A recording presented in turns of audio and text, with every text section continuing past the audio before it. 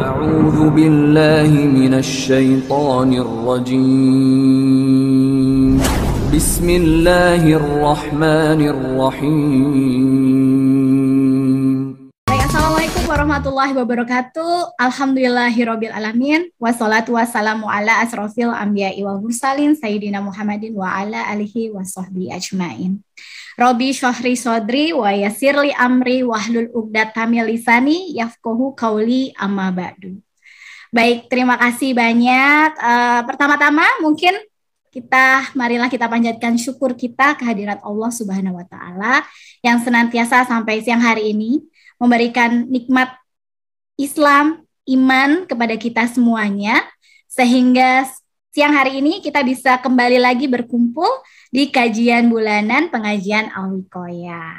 Nah, alhamdulillah ya, mungkin kita bersyukur juga kita masih diberikan kesehatan, tapi mungkin juga ada beberapa teman-teman kita, saudara kita yang saat ini juga diberikan ujian, mungkin ya sedang sakit. Mari kita bersama-sama mendoakan agar segera diberikan kesembuhan dan ujian sakit ini bisa menggugurkan dosa-dosa kita semuanya dan juga bisa meningkatkan derajat kita. Alhamdulillah ya, Teteh Tere, terima kasih banyak nih sudah bergabung. Mungkin kalau yang lahirnya angkatan saya gitu ya, atau sebelumnya, ini tahu banget nih perjalanan Teteh Tere sebelumnya ya. Masya Allah, alhamdulillah ya Teh, bisa diberikan hidayah sampai dengan saat ini, Masya Allah. Nah, mungkin nanti juga kita akan sedikit, mungkin boleh kita dengarkan juga nanti Teh ceritanya perjalanan hijrah Teteh Tere gitu ya. Sebelumnya seperti apa, kemudian nanti bagaimana perjalanannya sampai memilih Islam gitu ya. Oke, baik.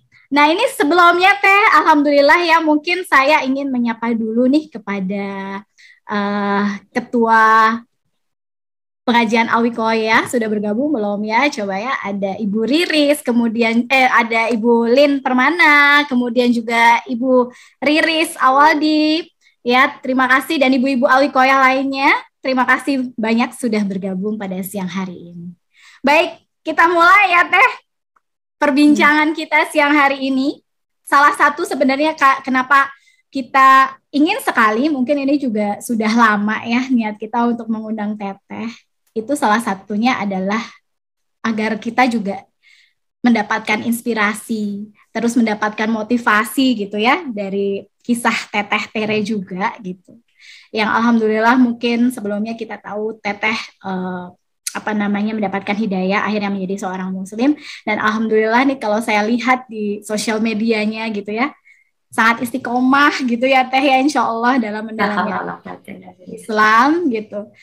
Bahkan mungkin kita yang mungkin lahir langsung Islam gitu ya, kadang merasa malu gitu melihat begitu seriusnya Teteh gitu ya untuk terus belajar, terus mendalami agama Islam. Nah, siang hari ini Teh, ini kan juga alhamdulillah di bulan Rajab ini kita ketahui ada satu peristiwa penting ya, yaitu Isra Mi'raj gitu ya, di mana peristiwa Isra Mi'raj ini merupakan peristiwa spiritual gitu ya, yang dijalankan oleh Nabi Muhammad yang akhirnya mendapatkan perintah untuk kita umat muslim ini sholat wajib 5 waktu gitu. Nah, tapi sebelum nanti kita mengupas juga lebih jauh nih Teh, mungkin yang pertama kita ingin kupas dulu nih, ingin kita kulik gitu ya dari Teteh Tere adalah bagaimana sih sebenarnya Teh perjalanan Teteh gitu, perjalanan spiritual Teteh gitu ya, hingga akhirnya bisa memilih Islam gitu Teh.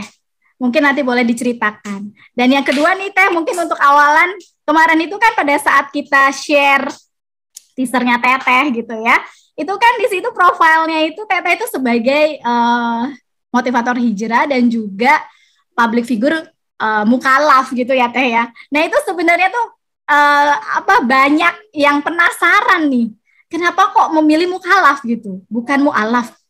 Ini nggak typo ya gitu, banyak tuh Teh yang menanyakan hal itu gitu kan.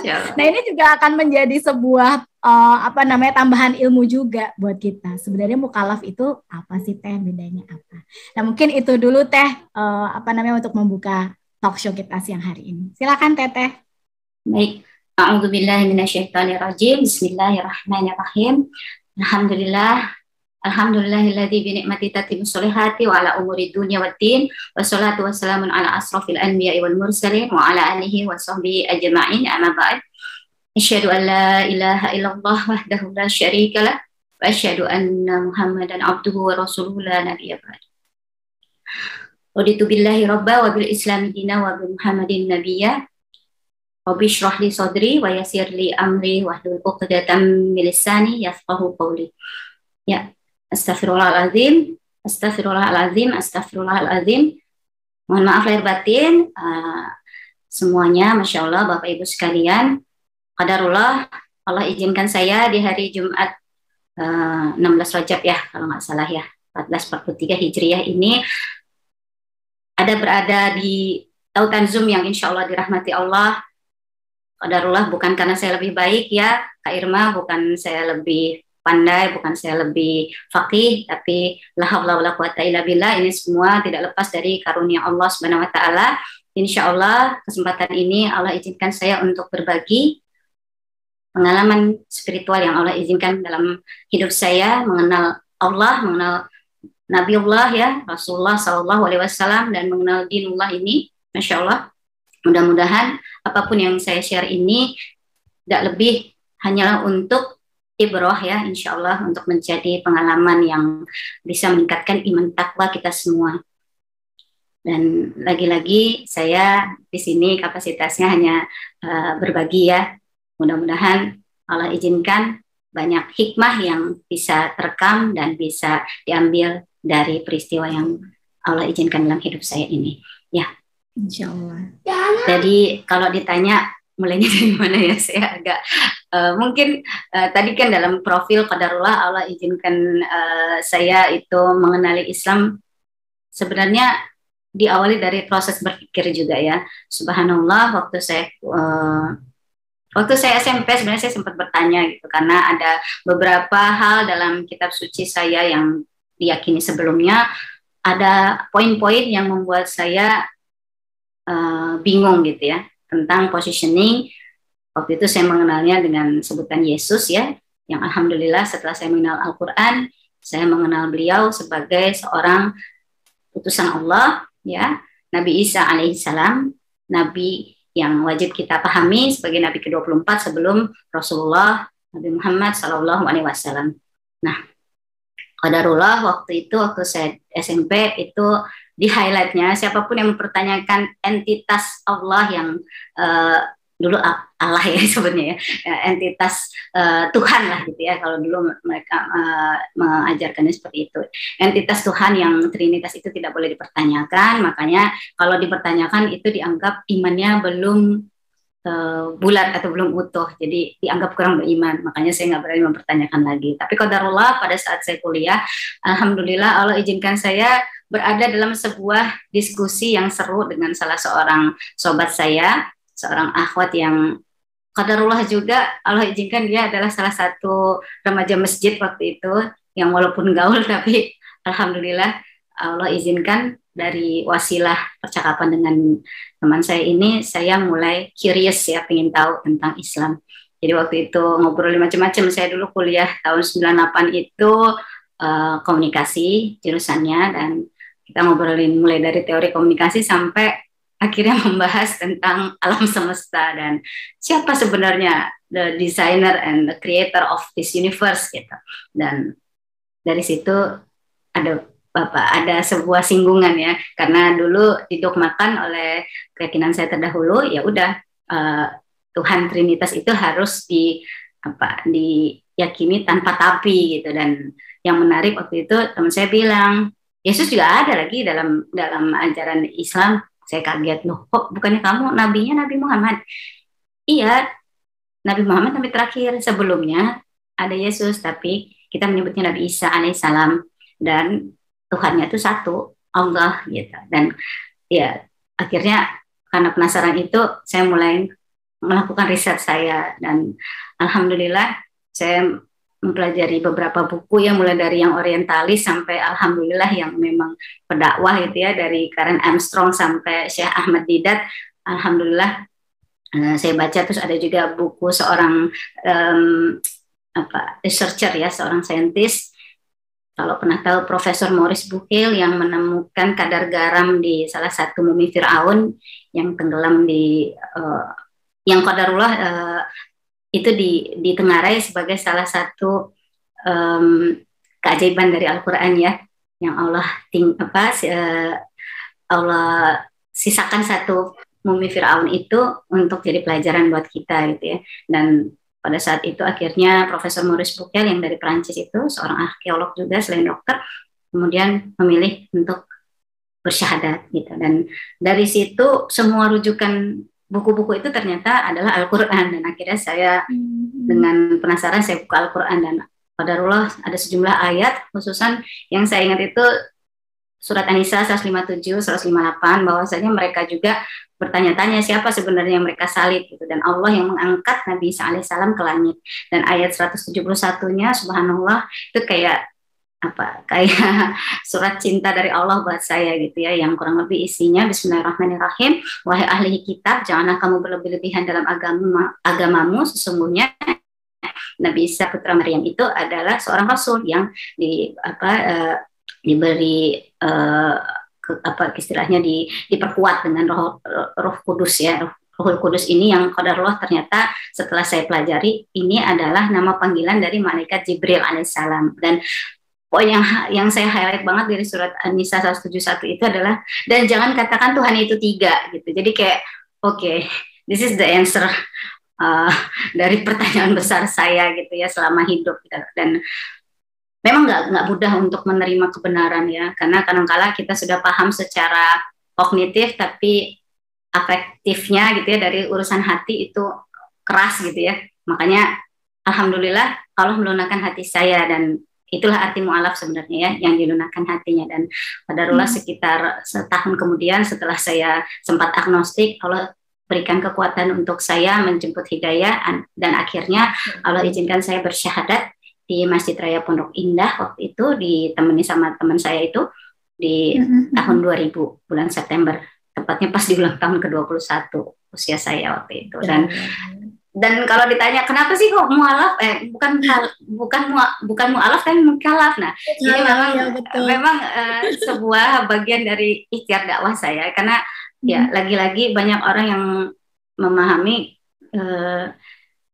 mu'alaf tapi belum paham mukalaf, bahwasanya setiap orang yang sudah balik ya, berakal ya, dan tidak mengalami istilahnya tidak ada isu kejiwaan gitu ya, dan secara hukum fikih itu sudah dikenai kewajiban syariat Islam, itu harusnya memaknai dirinya sebagai seorang mukallaf. Mukallaf itu ya harus siap sami'na wa ata'na dengan semua aturan ketentuan yang Islam berikan kepadanya gitu. Kalau mu'alaf emang qadarullah PR-nya banyak ya, buat teman-teman yang saya qadarullah bersamai juga ya, teman-teman yang mu'alaf itu biasanya isunya tidak mudah untuk bisa langsung setelah bersyahadat itu untuk melaksanakan sholat misalnya, karena di keluarganya masih banyak yang mungkin resisten terhadap keberadaan imannya yang sekarang sudah menjadi seorang muslim gitu, dan banyak lagi isu-isu lainnya gitu. Makanya biasanya kalau yang mu'alaf belum tentu langsung bisa mukallaf gitu. Tapi insya Allah saya ingin memastikan diri saya juga gitu ya, saya ingin meyakinkan diri saya juga, saya sudah mukallaf, bukan sekedar mu'alaf gitu, supaya saya juga menyadari tanggung jawab saya di hadapan Allah. Ya tidaklah jin dan manusia diciptakan melainkan hanya untuk menyembahnya, kan di surat Az-Zariyat ayat 56 seperti itu. Wallahu a'lam. Mungkin itu sih sebagai pembuka. Kak Irma, panjang ya, subhanallah. Menarik, baik, terima kasih banyak. Menarik sekali tadi ya apa yang sudah disampaikan oleh Teteh Tere. Jadi sebenarnya awalnya itu justru dari sebuah bisa dibilang perdebatan gitu ya Teh ya, dengan sahabatnya Teteh tadi ya, dengan temannya Teteh tadi ya. Justru disitulah jalan menuju hidayah ya. Alhamdulillah, Masya Allah. Dan sekarang kita jadi tahu nih, jadi terbuka gitu ya, bahwa oh ternyata bukan typo gitu ya, berarti memang mukallaf sebenarnya gitu kan, bukan mu'alaf. Jadi insya Allah kita juga sekarang lebih mengerti gitu ya, apa itu perbedaan antara mu'alaf dan mukallaf. Tapi sebenarnya berarti setiap muslimah, setiap muslim itu sebenarnya kita juga seorang mukallaf ya Teh ya. Ya, ketika sudah akil balik ya, sudah melewati fase, kalau perempuan patokannya tentunya haid, kalau laki-laki mungkin mimpi basah gitu ya. Ini buat ilmu aja buat kita semua ya, karena saya dulu mempertanyakan juga kepada guru-guru saya, gimana sih biar saya kafah gitu. Kamu bukan mu'alaf lagi, kamu harus jadi mukallaf. Mukallaf itu apa? Nah, alhamdulillah dari situ jadi akhirnya saya dapat ilmu dan insya Allah ini bermanfaat buat teman-teman semua. Baik, terima kasih. Insya Allah kita memang mukallaf yang memang sudah diberikan tanggung jawab, sudah istilahnya ya tahu benar dan salah gitu ya Teh ya, dan itu menjadi tanggung jawab kita gitu atas ajaran ataupun syariah dari Islam ini ya Teh. Baik, terima kasih banyak Teh. Mungkin sebenarnya kalau saya sendiri sih masih ingin mengulik ya lebih lanjut tadi perjalanan hijrahnya Teteh. Tapi insya Allah nanti mungkin kita punya program lain gitu ya Teh, atau proyek lain insya Allah ke depannya gitu ya, untuk kita bisa berbincang lebih detail lagi terkait hal ini. Nah mungkin Teh kita kembali ke tema kita, yaitu dahsyatnya ibadah sholat gitu ya, karena juga berkaitan dengan Isra Mi'raj. Nah, kita juga ingin tahu nih Teh, mungkin dalam perjalanan spiritual Teteh, perjalanan hijrah Teteh, itu kan mungkin juga Teteh dihadapkan kepada perubahan gitu ya, perubahan bagaimana Teteh memandang ibadah wajib, yaitu ibadah sholat kita gitu Teh. Dulu mungkin sebelum Teteh mu'alaf, sebelum Teteh mukallaf, itu bagaimana sih Teh memandang ibadah sholat gitu? Karena terus terang Teh, saya pun alhamdulillah ya diberikan jalan untuk bisa berhijrah ke bank syariah gitu. Sebelumnya kan saya juga di bank konvensional gitu. Nah ketika kita berbaur dengan teman-teman yang lain gitu ya, yang non muslim, itu terkadang pada saat kita melakukan ibadah sholat gitu ya, kita sering banget ditanya gitu ya, lu dikit-dikit sholat sih gitu ya, zuhur sholat, nanti 2 jam kemudian, 3 jam kemudian sholat lagi gitu ya. Itu kan dulu begitu gitu cara memandang terkadang teman-teman non muslim kita gitu. Nah bagaimana nih Teh, kalau dari Teteh sendiri ada pergeseran nggak nih gitu dalam memandang, dalam memaknai ibadah sholat ini Teh? Silakan Teh. Ya bismillah. Jadi memang semakin kita belajar, kita semakin merasa merasa tidak tahu gitu ya, merasa bodoh gitu rasanya, ya Allah kok kayaknya banyak banget ilmu yang harus kita pelajarin gitu ya. La haula wala quwata illa billah. Jadi ternyata memang perintah sholat itu di satu sisi imperatif ya, perintah ya, tapi di sisi lain itu adalah bukti sayangnya Allah sebenarnya buat kita, buat Rasulullah SAW khususan, dan tentunya buat seluruh umatnya Rasulullah SAW. Jadi kalau kita mungkin emang harus mau nggak mau ya, kita kalau ingin tahu hikmah dari sholat itu memang harus ngulik sedikit tentang sirah nabawiyah ya, bagaimana Rasulullah SAW ketika saat itu setelah tahun kesedihan ya, kehilangan istrinya ya, Sayyidah Khadijah dan pamannya Abu Thalib yang semula sangat amat menjadi supporter ya dari kegiatan dakwah beliau ketika masih di Mekah, dan qadarullah itu kan terjadi sebelum Rasulullah hijrah ke Madinah ya. Walaupun banyak perbedaan dari para ahli tentang tahunnya, tapi yang jelas itu terjadi sebelum peristiwa hijrah ke Madinah. Dan la haula wala quwata illa billah. Jadi sebenarnya salat tuh sholat fardu ya, karena pada Allah waktu itu kan yang di highlight adalah memang perintah sholat fardu 5 waktu ya. Itu sesungguhnya memang hadiah gitu. Jadi jawaban dari Allah ketika Rasulullah bersedih, itu Allah kasih kalau kita kan biasanya kurang piknik gitu ya kalau lagi sedih gitu ya, kalau lagi galau, lagi healing apa lagi ya, healing kalau healing ya. Masya Allah. Jadi itu sebenarnya konsep healing yang Allah kasih buat Rasulullah ya, dan tentunya buat kita gitu ya. Bagaimana Rasulullah SAW kalau di surat Al-Isra ayat 1 itu kan dijelaskan bahwa Rasulullah diperjalankan di malam hari gitu, dari Masjidil Haram ke Masjidil Aqsa ya, yang backgroundnya ada di belakang saya ini ya, dengan menggunakan buraq, dengan ditemani oleh malaikat Jibril alaihissalam. Dan saya yakin semua yang ada di sini insya Allah lebih paham lah dari saya ya, bagaimana detailnya ya, bagaimana Rasulullah diperjalankan lewat sempat singgah juga ke Gunung Sinai ya di Mesir ya untuk diperlihatkan, terus sempat juga diperlihatkan kota Bethlehem tempatnya Nabi Isa, dan akhirnya sampai ke Masjidil Aqsa, dan di tembok buruk itu Rasulullah menambatkan hewan buruknya itu ya, yang seperti kuda tapi warnanya putih dan lebih besar dari keledai tapi lebih kecil dari bagol ya, kurang lebih seperti itu. Dan itu yang sekarang jadi tembok ratapan ya teman-teman ya, yang sekarang diperebutkan sama Zionis Yahudi ya.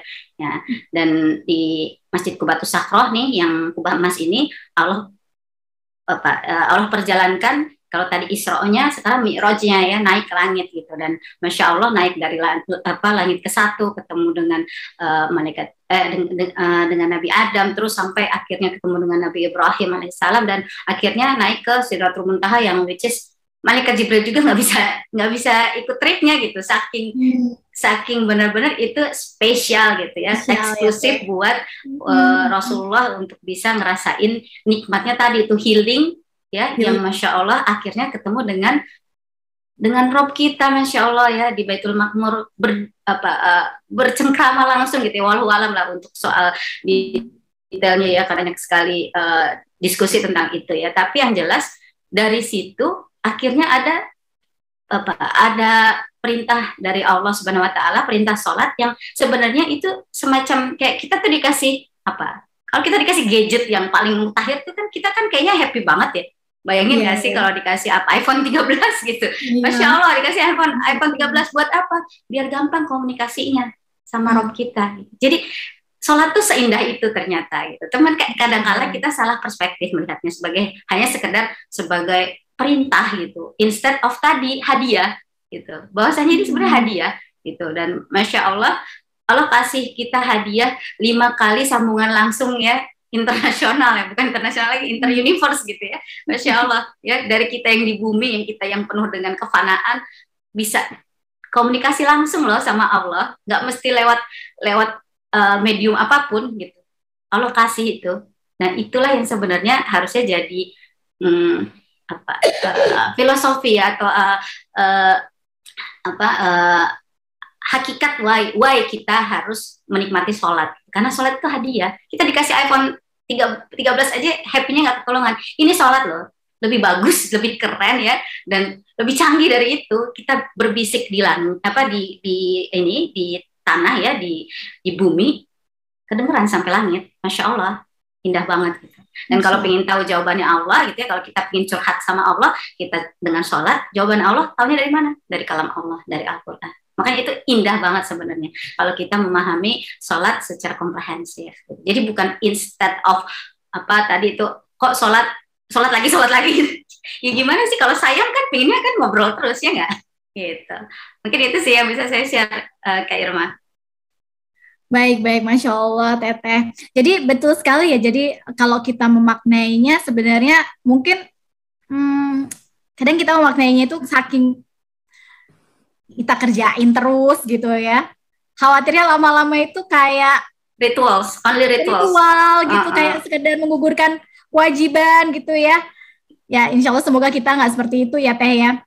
Tapi betul sekali kalau mungkin sekarang ini kan yang lagi ngetren adalah kita nyari healing gitu ya. Healing mungkin holiday lah, liburan gitu. Tapi sebenarnya healing yang sesungguhnya itu sholat. Ya kita sholat itu ya Teh ya, kita berkomunikasi, kita curhat gitu ya ke Allah, kita meminta apa yang kita inginkan gitu. Dan makanya kenapa diberikan 5 waktu, bahkan mungkin kalau kita mau menambah ada sholat-sholat sunnah yang lain, itu ya itu adalah wujud kasih sayang Allah gitu ya Teh, agar kita sering berkomunikasi gitu dengan Allah SWT. Masya Allah, indahnya Islam ya Teh. Betul banget. Nah, satu lagi Kak, sebelum saya lupa astagfirullahaladzim, mohon maaf ya. Saya sering diingatkan sama guru saya, sholat itu tiang agama. Kenapa? Karena yang pertama dihisab nanti ya, ketika kita sudah tidak lagi di dunia, adalah perkara sholat kita.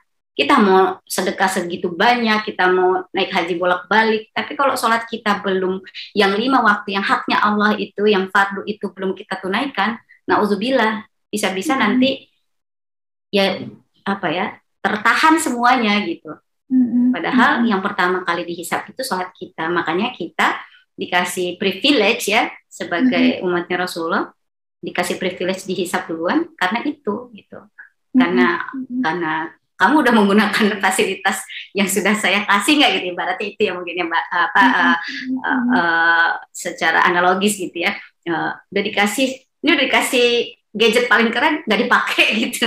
Nah ini yang harusnya kita pahami bahwa sholat tuh nggak main-main loh, bukan cuma sekedar kalau kita ada maunya aja. Ini satu, memastikan bahwa kita emang indeed hambanya Allah, dan kedua kita memahami bahwa ini adalah tiang agama. Kita nggak mungkin bisa memperkuat sendi-sendi agama kita yang lain kalau nggak dengan sholat dulu. Habis sholat baru tunaikan zakat kan gitu, di Al-Quran selalu kan aqimu sholat dan zakat gitu ya, selalu pokoknya sambungannya gitu. Habis sholat pasti orang diminta untuk tunaikan zakat karena itu sama kan kewajibannya gitu, dan kemudian melakukan amal baik dan selalu diiringi dengan kebaikan-kebaikan lainnya. Jadi dan memang di Al-Quran juga selalu dibilang bahwa memang menegakkan sholat itu nggak mudah gitu ya, kecuali bagi orang-orang yang khusyuk, dan khusyukan itu lagi dapatnya dari Allah. Makanya jadi kalau dibilangin sama guru-guru berat harus dikerjain. Namanya juga membangun tiang. Kalau tiang itu kan nggak bisa sekali langsung jadi gitu. Kalau nggak di istilahnya nggak ditancepin, bisa doyong nanti agamanya gitu. Mungkin itu sih Kak yang harus sama-sama kita saling kuatkan gitu ya. Wallahu a'lam. Masya Allah. Nah Teh, tadi menyambung dari apa yang tadi telah disampaikan Teteh juga nih. Tapi terkadang ada ya beberapa orang gitu ya yang mungkin ya ini reminder juga ya buat saya pribadi gitu ya. Terkadang kita yang penting kan saya berbuat baik gitu. Padahal mungkin sholat kita tuh masih bolong-bolong atau mungkin ya sampai nggak ngerjain sholat gitu ya Teh. Tapi kita berdalil bahwa yang penting kan saya berbuat baik gitu. Nah menurut Teteh sendiri gimana nih Teh? Mungkin bisa di-sharing atas pendapat-pendapat seperti ini Teh. Ya bismillah. Ya kalau memang namanya dunia ini kan sebenarnya tempat ujian ya gitu. Tapi Allah nggak menjadikan kita di dunia ini main-main gitu ya. Makanya kan dibilang yang menciptakan hidup dan mati untuk menguji kamu siapa yang paling baik amalnya gitu kan ya, kalau di dalam surat Al-Mulk ayat 2 itu. Ya kita memang di sini lagi diuji gitu dengan segala pemahaman kita, dengan segala daya tahan endurance kita gitu.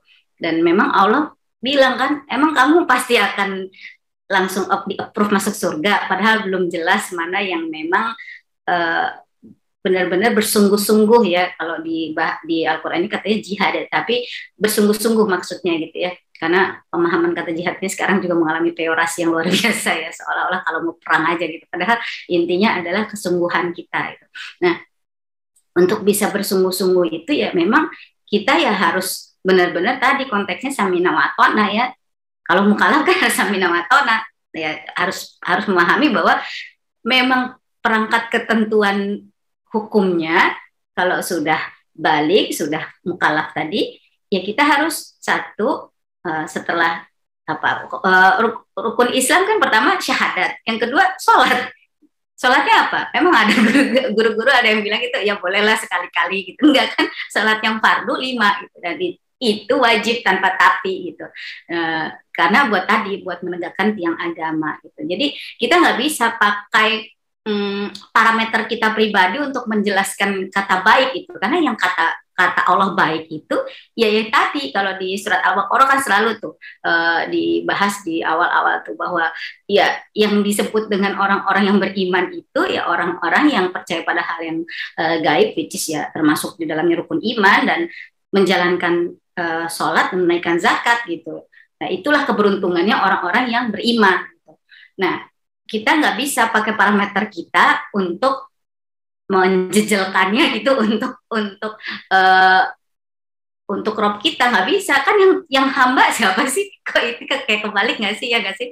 Orang yang hamba kita kok kita yang pakai aturan kita gitu. Nah jadi mungkin kalau kayak gitu mungkin yang pertama-tama, karena saya juga merasakan kok, saya pernah ada di episode itu gitu ya. La haula wala quwata illa billah. Kalau bukan karena kasih sayang dan lagi-lagi maghfirah ya, ampunan dari Allah Subhanahu Wa Taala. Rasanya nggak mungkin saya bisa kayak sekarang ini Kak gitu. Wallahu alam ya, dulu nggak pernah kepikiran saya mau tutup aurat seperti ini. Saya nggak pernah kepikiran saya bakal jadi muslim gitu. Tapi Allahu Akbar, Allah izinkan ya itu ya, bagi orang-orang yang berserah. Kan Islam itu kan dari kata berserah ya, ketika kita berserah ya insya Allah itu Allah kasihkan kepahaman gitu, bahwasanya oh iya ya, nggak bisa pakai aturan main kita. Orang ini dunia permainan itu permainannya Allah gitu ya. Kita harus ikutin game yang sudah Allah kasih term and condition-nya gitu. Dan ya cara terbaik ya tadi berserah, sebagai seorang mukallaf kita berserah, kita ikuti semua aturan yang sudah Allah berikan kepada kita. Karena pada akhirnya ini bukan buat Allah, buat kita sendiri. Insya Allah supaya mendapat indahnya ridho Allah Subhanahu Wa Taala di yaumil akhir nanti, bisa sama-sama masuk surga bersama Rasulullah Sallallahu Alaihi Wasallam. Insya Allah. Insya Allah. Oke, baik. Kita lanjutkan kembali nih Teteh nih. Nah, kalau kita ngomong-ngomong tentang sholat nih ya, saya pribadi nih terkadang ya mungkin karena kita juga bekerja gitu ya Teh, atau kita mempunyai kesibukan yang lain gitu ya. Akhirnya tadi sholat itu akhirnya ya udah deh ritual gitu ya, ritual. Menggugurkan kewajiban. Nah sebenarnya sih kalau kita pribadi tuh pingin banget gimana ya menemukan rasa gitu ya, menemukan kenikmatan gitu.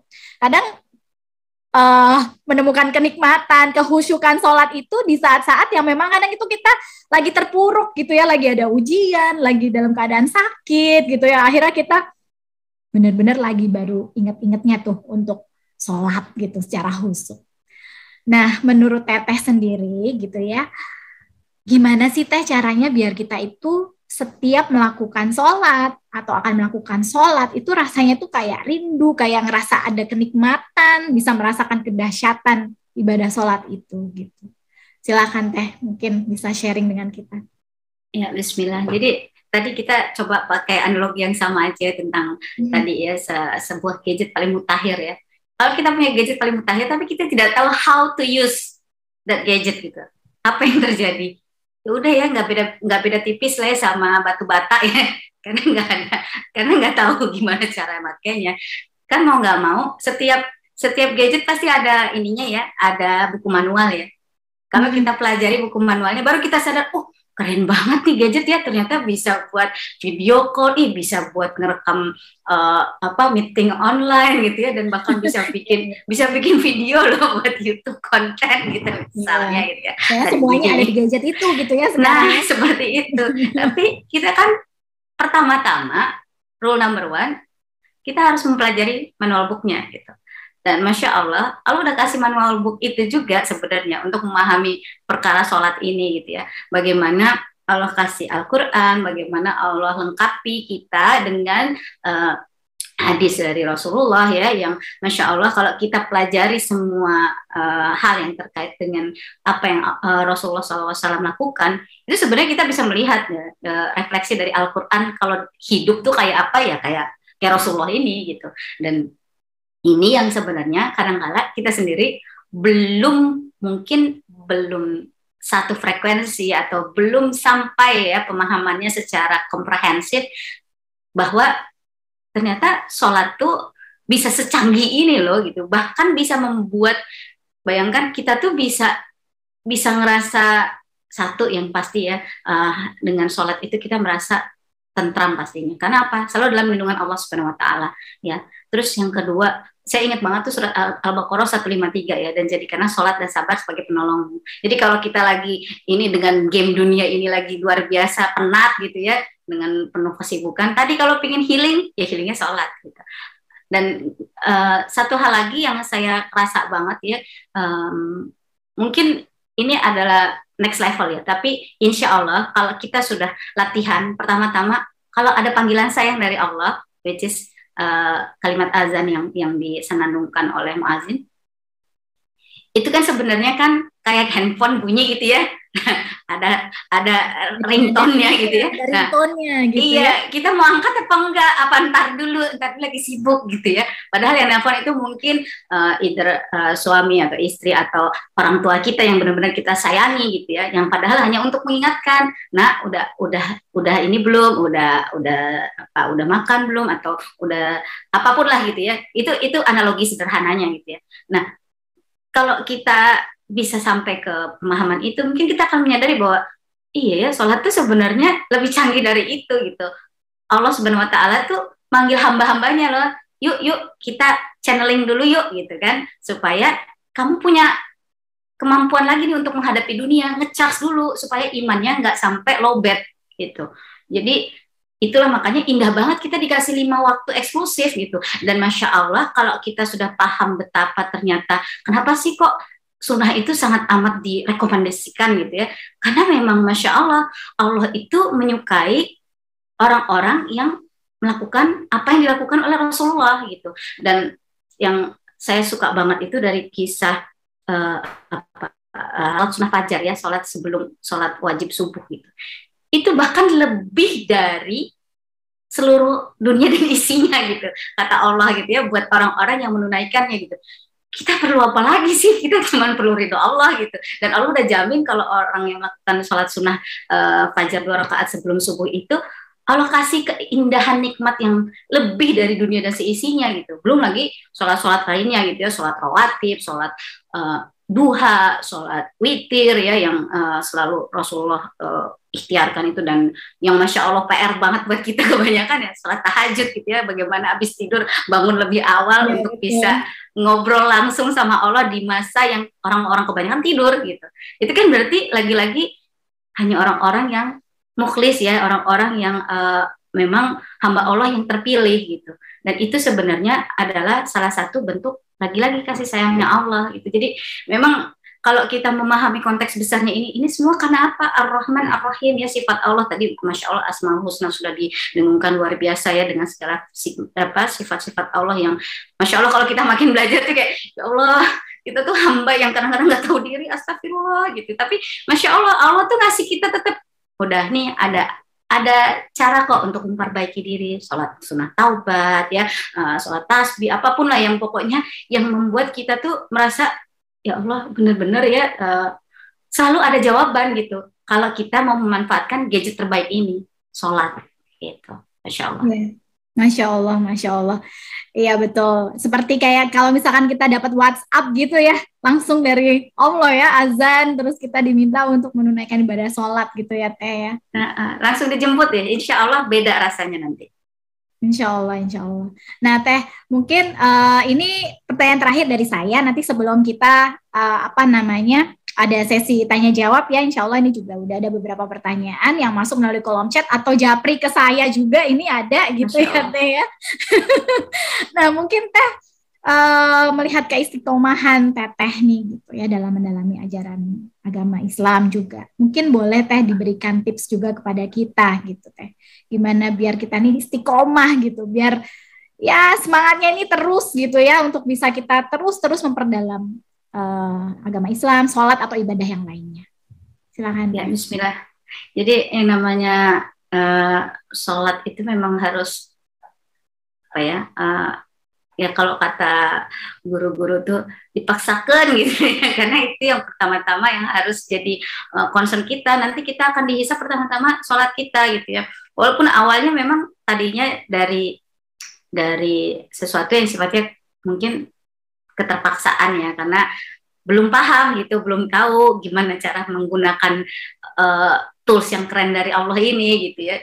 Tapi makin lama insya Allah kita akan makin dilembutkan hatinya untuk bisa memahami bahwasanya ya sholat ini emang hadiah buat kita gitu ya. Kalau kita udah bisa memanfaatkan hadiah ini dengan optimal, pasti lain deh rasanya gitu. Dan kalau ditanya gimana biar istiqomah, nah subhanallah, la haula wala quwata illa billah ya. Jadi lagi-lagi ini memang kita harus minta. Makanya kalau dulu guru-guru yang selalu diingetin itu, hati kita itu kan selalu bolak-balik. Yang punya hati siapa? Allah. Ya, jadi kita memang harus minta gitu ya. Salah satu doa yang selalu saya ikhtiarkan gitu ya dalam setiap sujud terakhir itu, yang tentunya teman-teman sudah tahu lah, yang muqallibal qulub tsabit qalbi ala dinik gitu ya, wa taatik gitu. Jadi insya Allah kita minta sama Allah gitu, karena nggak mungkin kita melakukan ini sendirian hanya dengan kekuasaan atau kekuatan kita gitu. Kita harus minta sama Allah, karena lagi-lagi prerogatif yang menentukan nanti siapa hamba-hamba terpilih yang Allah izinkan masuk surga itu kan ya ridhonya Allah gitu. Walaupun kita ahli ibadah, ahli tahajud, ahli apapun, tapi kalau Allah nggak ngasih ridhonya, selesai tetap. Nauzubillah. Kalau ingat ada kisah uh, saya selalu bilangnya itu 3 calon ahli surga yang nauzubillah akhirnya harus ke neraka karena apa? Karena salah niat. Pasti teman-teman tahulah kisahnya, ada seorang ahli Quran, ada seorang ahli sedekah, dan ada seorang syuhada gitu ya. Ketika sudah dibangkitkan, yang pertama-tama dibangkitkan oleh mereka dan langsung berdiskusi langsung diangkat untuk bertemu dengan Rob kita gitu ya, dalam pengadilannya yang agung gitu. Malaikat bilang catatannya bagus semua ya Allah, ini bagus semua catatannya, yang ahli Quran rajin sekali baca Quran, yang syuhada masya Allah dia sudah melawan musuh sampai mengorbankan jiwanya, yang ahli sedekah masya Allah catatan sedekahnya luar biasa. Tapi kata Allah enggak, kadzabta, kamu berdusta, nauzubillah, dan itu tempatnya di kerak neraka karena kamu munafikun. Astagfirullahaladzim ya, serem banget teman-teman. Dan ini yang selalu saya ingat banget, bahwa nggak bisa apapun ibadah kita harus benar dulu niatnya lillahi ta'ala. Kalau niatnya ini insya Allah benar, pasti akan Allah mudahkan. Walaupun susah payah awalnya, pasti insya Allah Allah akan mudahkan. Dan untuk istiqomah itu memang dari kata istaqum itu kan tegak ya teman-teman. Untuk bisa tegak ini ya memang lagi-lagi kitanya harus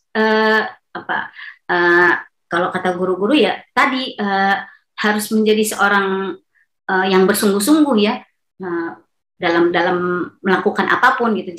Jangan sekedar ya tadi menunaikan dalam rangka menggugurkan sholat, menggugurkan kewajiban sholat gitu. Tapi bayangkan kalau teman-teman ada di posisi Rasulullah SAW gitu. Ketika kita udah benar-benar penat banget sama dunia, ya Allah kayak nggak ada way out banget gitu ya, mau healing. Nah, rasakan itu sebagai ini tools dari Allah untuk jadi solusi buat kita gitu. Dan masya Allah ketika kita memposisikan itu dan kita berserah penuh bahwasanya ini semua kan pasti kalau kita baca dalam sholat itu kan pasti ada doa iftitah ya kalau yang fardu kan. Nah itu kan selalu dijelaskan buat hidupku matiku ini buat Allah gitu. Nah kalau kita merasakan itu, bacaan-bacaan sholat itu kita renungi, kita resapi gitu, insya Allah itu nggak cuma sekedar di lisan, tapi hati kita juga mengamini.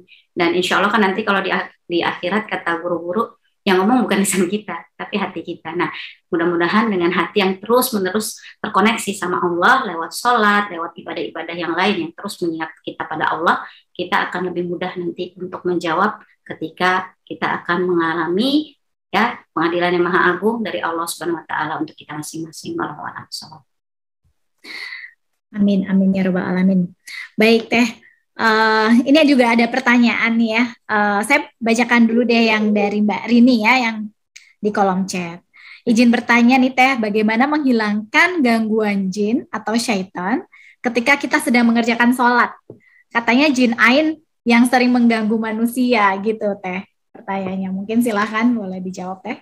Ya baik, bismillah. Nah tentang gangguan ini ya subhanallah, lagi-lagi kita tuh sebenarnya udah dapat jawabannya karena memang di Al-Quran sendiri dibilang ya di surat surat Al-A'raf ayat 17 ya, ketika setan itu sudah dihukum tersesat dan akan dilaknat Allah gitu tempatnya neraka, setan bilang kan iblis ya dalam hal ini ya, iblis yang jin yang pertama membangkang, bahwa pasti aku akan menggoda keturunan Nabi Adam ini ya dari depan, kanan, kiri, belakang gitu.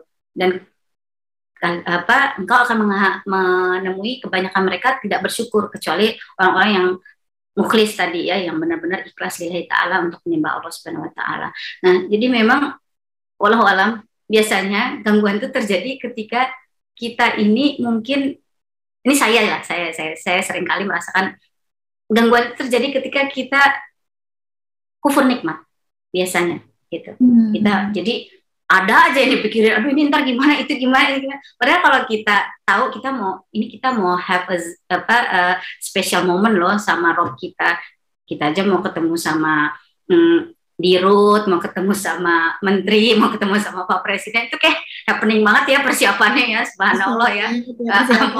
Pokoknya super gitu ya. Tapi ini kita mau ketemu Rob kita loh, kenapa kita nggak se-prepare itu gitu. Dan ya udah gitu, kalau misalnya kemarin pas awal-awal saya baru belajar gitu ya, bagaimana mengistiqomahkan sholat, itu guru-guru selalu bilang, kamu kalau udah waktunya azan, jawab doa azan, itu terbaik ya, sunnah yang diajarkan Rasulullah. Pas ambil wudhu, itu udah jangan ada koneksi apa-apa dulu dengan dunia gitu. Ketika sudah berwudu itu kan kamu udah siap-siap, udah hamparkan sajadah, udah fokuslah dengan bacaan sholatnya, fokus dengan waktu yang Allah kasih ini gitu. Kita ketemu sama dirut aja kan, ya Allah waktunya dirut cuma berapa menit gitu kan. Kita kan pasti ingin mengoptimalkan waktu itu gitu. Apalagi ini ketemu Rob kita loh gitu. Dan subhanallah, kalau misalnya gangguan itu sering kali terjadi, walau alam mungkin kita memang perlu memperbaiki zikir kita ya, karena biasanya yang ganggu-ganggu itu karena tahu ini gampang digoyang tadi ya, kayak kata iblis kan, akan saya ganggu gitu. Kecuali gangguannya iblis dan kroni-kroninya ini ya, baik dari kalangan setan yang di jin atau setan manusia, itu nggak akan mempan sama orang-orang yang mukhlis tadi gitu. Jadi mungkin kitanya memang harus terus mengupgrade diri supaya lebih tadi jadi hamba yang lebih bersyukur, yang lebih ikhlas gitu ya dalam menghadapi semua episode hidup yang Allah izinkan. Karena memang ya Allah menciptakan takdir ini ya, kalau kita bahas dalam konsep yang lebih dalam lagi, rukun iman yang ke-6 itu, takdir itu ya memang Allah kasih untuk melihat mana yang benar-benar tadi paling baik amalnya dalam kondisi apapun gitu, supaya kita ini benar-benar maksudnya tuh kayak kalau kita mau masuk racing gitu ya, perlombaan, kan nggak mungkin kita nyari 10 yang terjelek ya, pasti ibaratnya yang dicari kan yang terbaik gitu ya, paling nggak ya top dari yang top lah gitu. Nah kita mau masuk surga loh, lebih keren dari semua perhelatan yang ada di dunia ini gitu. Masuk surga itu kan kompetisi paling keren gitu. Kita nggak mungkin lah kalau kita hanya sekadar kadarnya aja gitu di hadapan Allah. Kita harus, kalau kata guru-guru saya, ya kamu cari muka lah di hadapan Allah gitu. Gimana caranya biar Allah tuh lihat, oh ini hambaku yang ini tuh total banget gitu. Nah itu sih sebenarnya. Semoga kita semakin kesini makin menyadari bahwa ya benar ya, karena kalau kita menyadari sholat ini adalah gift dari Allah, pasti kita akan mengoptimalkan itu, dan kita akan ngasih lihat gitu bahwa ya Allah ini keren banget ya Allah. Benar-benar kayak kita kalau dikasih hadiah sama orang tua kita, dikasih hadiah sama suami kita, dikasih gadget terkeren dari orang kita sayangi, pasti kan kita kan benar-benar dikasih cover, pokoknya dijagain ya, dipegangin, pokoknya dirawat benar-benar. Nah itulah seharusnya yang kita lakukan juga kepada iman kita, yang insya Allah akan semakin subur dengan ibadah sholat, insya Allah. Insya Allah, amin ya rabbal alamin. Jadi dan benar-benar dalam hati itu kita menempatkan sholat itu sebagai hadiah terindah gitu ya Teh ya. Betul. Sehingga kita benar-benar bisa memanfaatkan hadiah tersebut dengan sangat baik gitu ya Teh. Nah ini satu pertanyaan terakhir nih, tadi ada yang jawab ke saya nih Teh. Masya Allah. Ya mungkin kita juga tahu ya bahwa dalam Al-Quran pun disampaikan gitu ya, bahwa sholat itu kan untuk mencegah perbuatan keji dan mungkar gitu ya Teh ya. Betul. Tapi terkadang kenapa sih masih ada aja gitu ya orang sholat nih gitu, dan bahkan mungkin rajin nih sholatnya gitu, tapi kenapa masih juga didekatkan kepada perbuatan yang mungkar itu tadi Teh? Gimana nih Teh? Mungkin sharingnya silakan. Subhanallah ya. Bismillah. Jadi memang ini reminder lah ya buat kita semua ya. La haula wala quwata illa billah. Lagi-lagi kalau di surat Al-Ma'un kan selalu diingatkan ya, jangan sampai kita lalai, orang yang lalai dalam sholatnya ya. Kita sholat tapi ternyata sholat itu nggak memberikan barokah apapun buat kita gitu. Nauzubillah. Walau alam, kalau kata guru-guru biasanya yang itu orang rajin sholat tapi nauzubillah maksiatnya jalan terus, ada kemungkinan satu, niatnya itu bukan lillah gitu. Niatnya tadi hanya penggugur kewajiban gitu. Padahal kalau kita niatnya lillah, pasti kita akan selalu merasa diawasi ya. Kan Allah Maha mengawasi ya. Allah bahkan menitipkan malaikat raqib dan atid untuk mencatat. Kita mau dapatnya catatan sijin apa iliin, nauzubillah, jangan sampai sijin gitu ya, jangan sampai catatan amal buruk. Nah, kalau kita benar-benar memahami bahwasanya sholat ini bukan perkara main-main gitu, pasti insya Allah habis sholat itu kita kepikiran untuk membenahi diri gitu, kata guru-guru gitu. Jadi kalau misalnya sholat kamu cuman habis itu udah gitu ya, lewat aja, nah itu kamu harus koreksi diri gitu. Makanya kita diminta, kalau dari catatan-catatan para salafus soleh ya, biasanya kayak Umar bin Khattab radhiyallahu anhu itu selalu mengingatkan, hisaplah dirimu sebelum kau dihisap. Makanya tiap malam sangat dianjurkan tuh kita muhasabah gitu ya, atau paling enggak kontemplasi lah sebelum tidur gitu, ngapain aja hari ini ya, kenapa ya kok sholat hari ini kok kayaknya hambar-hambar aja, waduh, jangan-jangan apa saya makan yang salah ya, apa saya ngelihat sesuatu yang nggak disukai Allah ya, apa saya mungkin dengerin sesuatu yang pegibah, nauzubillah gitu. Jadi mungkin ada hal-hal yang membuat kita jadi kehilangan sensitivitas dalam melakukan amal baik gitu. Kan nggak mungkin orang habis sholat terus habis itu dia bunuh orang, nauzubillah gitu. Harusnya kan nggak bisa gitu. Tapi kalau sampai kejadian, apa yang menyebabkan itu gitu. Nah, itu harusnya kita benar-benar punya kemampuan untuk istilahnya kita harus punya subconscious yang baik untuk bisa menganalisa gitu. Nggak mungkin orang yang ahli sholat itu jadi ahli maksiat. Itu premis awalnya gitu. Jadi kalau sampai terjadi ada yang anomali seperti itu, wallahu alam, niatnya itu, bab niat itu yang sangat harus kita pahami. Jangan sampai kita dibangkitkan Allah bukan sebagai ahli sholat, tapi nauzubillah ya, jadi ahli maksiat karena tadi niat yang salah dan tergolong munafikun ya. Kalau di surat An-Nisa 145 itu ngeri banget. Tempatnya di kerak neraka, nauzubillah. Jangan sampai. Itu peringatan buat saya sendiri. Jazakillah khair lo mengingatkan, Masya Allah. Iya. Jazakillah juga Teh. Ini juga merupakan reminder juga ya buat kita semua ya Teh. Semoga benar-benar kita dijauhkan lah ya dari semua perbuatan keji dan mungkar, dan kita selalu diberikan rahmat gitu ya oleh Allah Subhanahu wa taala. Baik Teh, mungkin karena waktu juga nih ya yang membatasi kita nih Teh, mungkin sebelum kita tutup nih ya untuk kesempatan kita siang hari ini, silakan Teh kalau mau menyampaikan mungkin closing statement, mungkin boleh dilanjutkan sekalian dengan doa kali ya Teh ya, dari Teteh.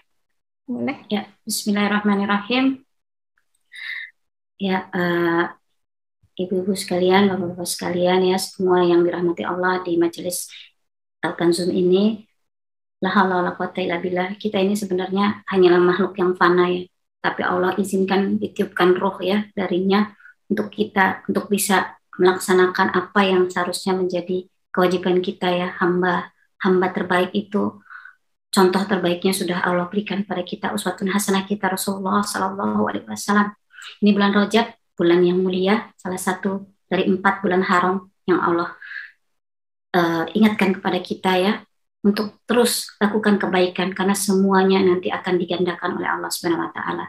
Mari sama-sama kita memperbaiki diri karena kita memang hakikatnya insan yang tak lepas dari segala kealfaan ya, dari segala kesalahan, kekhilafan. Tapi Allah itu maha luas ampunannya.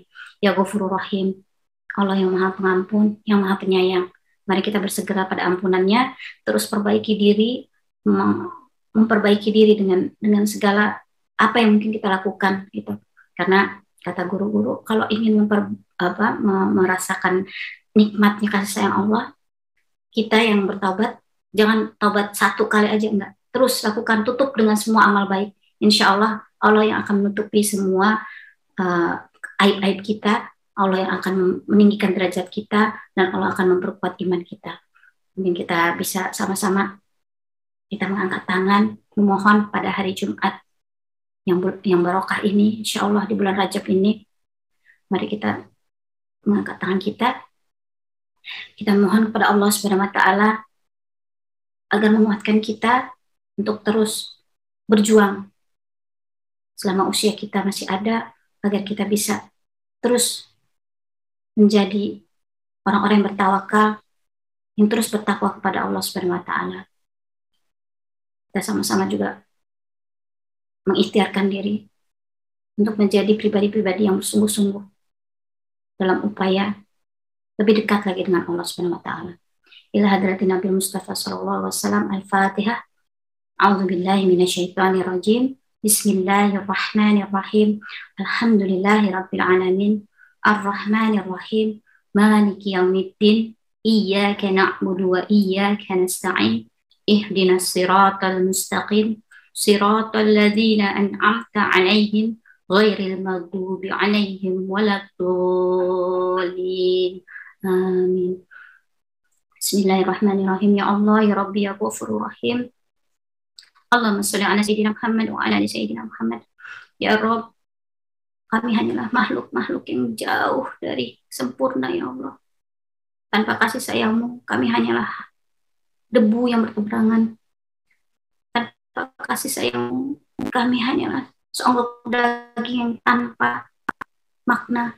Ya Allah, izinkan kami, ya Allah, untuk terus memperbaiki diri, untuk terus berusaha yang terbaik, agar Engkau ridho, menjadikan kami ahli surga, agar kami bisa bersama-sama dengan kekasih kami baginda Rasulullah SAW, seluruh keluarga, para sahabat, dan seluruh pengikutnya bersama-sama menuju pintu surga, dan Engkau izinkan masuk untuk bisa merasakan nikmat kasih sayang-Mu dan bisa bertemu dengan Engkau, ya Rabb, Zat yang Maha Agung, pencipta kami semua.